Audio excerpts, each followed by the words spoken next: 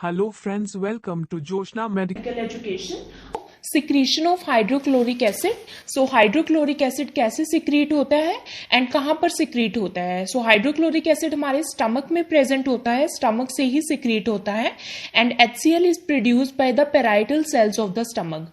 और स्टमक की भी ये पेराइटल सेल से प्रोड्यूस होता है. सो स्टमक की जो हमारी म्यूकोजा लेयर होती है वहां पर गैस्ट्रिक ग्लैंड्स प्रेजेंट होते हैं बहुत सारे. उन गैस्ट्रिक ग्लैंड में पेराइटल सेल्स प्रेजेंट होते हैं. सो स्टमक की जो म्यूकोजल वॉल है वहां पर पेराइटल सेल्स प्रेजेंट होते हैं और वहीं से HCl सिक्रीट होता है. सो ये आप डायग्राम में देख सकते हैं, पेराइटल सेल का diagram. So the energy for this process is derive from glucose. So hydrochloric acid की सिक्रीशन जो कि एक प्रोसेस है, उस प्रोसेस के लिए एनर्जी का यूज होता है और वो एनर्जी जो ग्लूकोज मीन्स जो हम फूड खाते हैं वहां से जो ग्लूकोज बनता है in the form of glucose, so वो in the form of energy use होता है इस प्रोसेस में. सो अब देखते हैं कैसे ये सिक्रीट होता है. Carbon dioxide is derive from metabolic activities of parietal cells. So जो पेराइटल सेल्स हैं वहां पर मेटाबॉलिक एक्टिविटीज होती हैं, जो भी सब्सटेंस फॉर्मेशन में केमिकल रिएक्शंस यूज होती हैं सब्सटेंस फॉर्मेशन में, उनको मेटाबॉलिक एक्टिविटीज बोलते हैं. सो उन मेटाबॉलिक एक्टिविटीज से कार्बन डाइऑक्साइड फॉर्म होती है और कुछ कार्बन डाइऑक्साइड ब्लड में भी प्रेजेंट होती हैं. ये carbon dioxide then it combines with water to form carbonic acid. ये कार्बन डाइऑक्साइड जो कि पेराइटल सेल्स की मेटाबॉलिक एक्टिविटी से मिला और जो ब्लड में कुछ प्रेजेंट था वो कार्बन डाइऑक्साइड वाटर के साथ कंबाइन होकर कार्बोनिक एसिड में कन्वर्ट हो जाता है. कार्बोनिक एसिड में कैसे कन्वर्ट होता है, वहां पर एक एंजाइम प्रेजेंट होता है carbonic anhydrase. So parietal cells में बहुत ही हाई कंसंट्रेशन में कार्बोनिक एनहाइड्रेज एंजाइम प्रेजेंट होता है जो CO2 और वाटर को bicarbonate ion that is carbonic anhydrase में कन्वर्ट कर देता है, कार्बोनिक एनहाइड्रेज में H2CO3. Then carbonic acid is the most unstable compound and immediately splits into hydrogen ion and bicarbonate ion.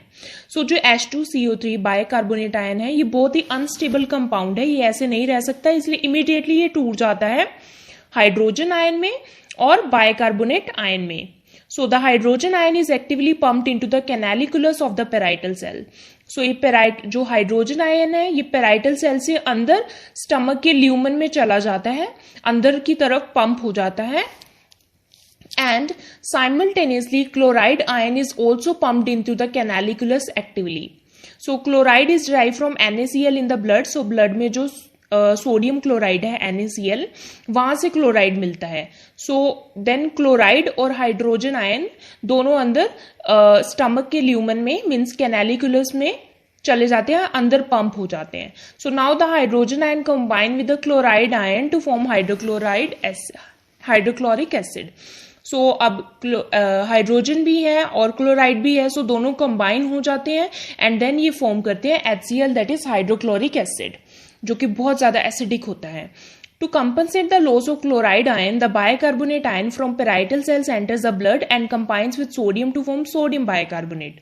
अब क्योंकि क्लोराइड अंदर गया सो उसको कंपनसेट करने के लिए उसकी डेफिशिएंसी को जो बाइकार्बोनेट आयन है जो H2CO3 से ब्रेक हुए थे वो किसके साथ कंबाइन हो जाते हैं, सोडियम के साथ.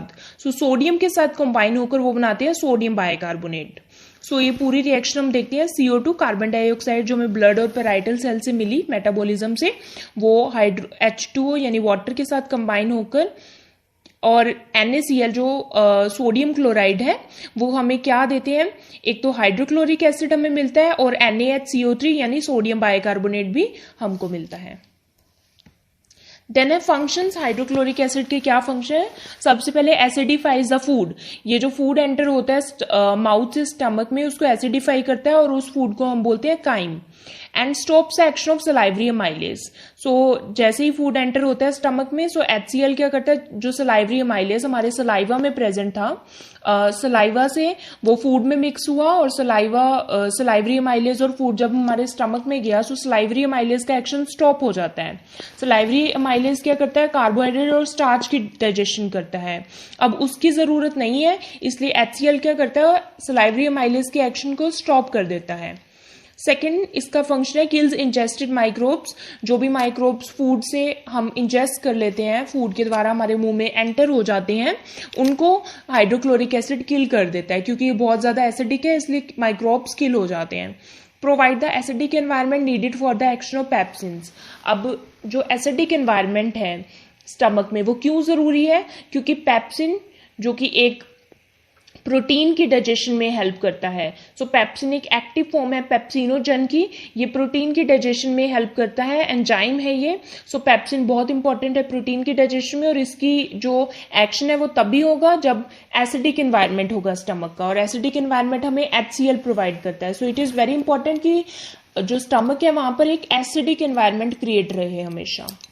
सो ये आप डायग्राम में देख सकते हैं कि जो पेप्सिनोजन है वो पेप्सिन में कन्वर्ट हो जाता है with the help of HCl, hydrochloric acid. So I hope ये वीडियो आपको समझ आई हो, एंड अगर समझ आई तो please like, subscribe and share my channel. Thank you for watching.